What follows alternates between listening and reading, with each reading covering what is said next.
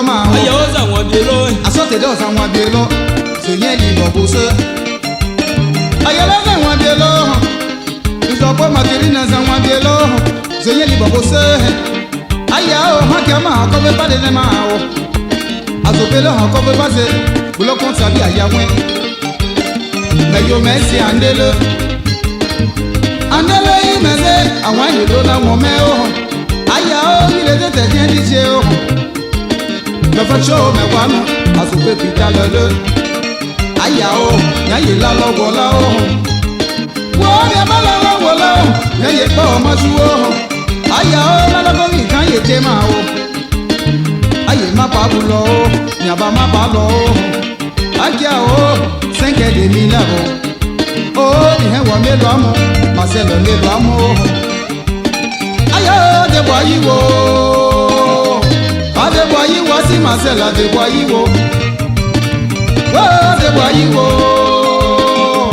Ade bo yi wo si ma se la de bo yi wo. O, na mama yen bi lo gba o. Aya o, bi gba bu ma lo, bi le de me nwe mo o. Ya o, juku ma pon pia bi se. Juku pon pia bi se. O ya je àwọn nebo. Hey me no le yi e. Hey me no le ne. Sa pa ma ta ke bi pon. Me ne o, api Antoine do o. Bi le de me aya ye wo. O no bo ho me o. Ya me traje me yi o. Ati Ferdina yi o, ati Séraphin yi o. Elo ibe no kan me ma o. Mo ne ti abiyan lo, mo de mo ṣaye na o.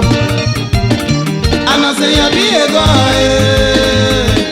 Ya bi ego kwatu o mu nye to se me o. Anase ya bi ego e.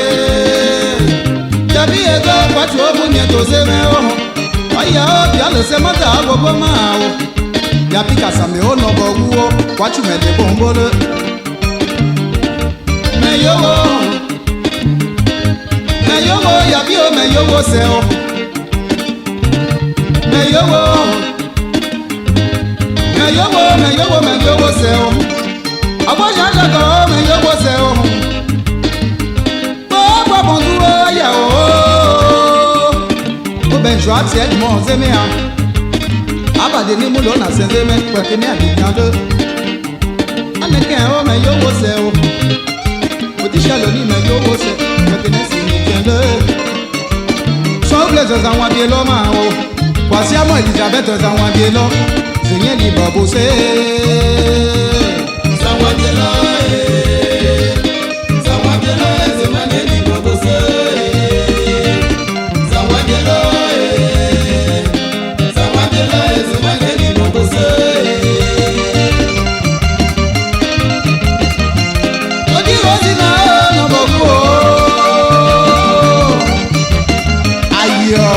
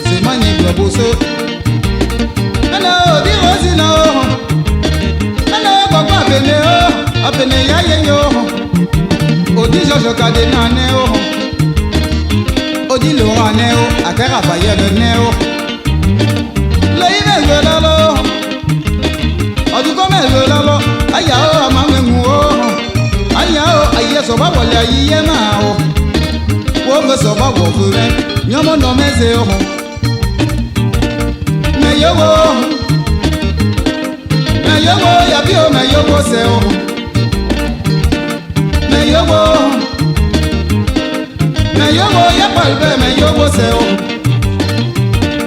me yowo ya boko so me yowo se o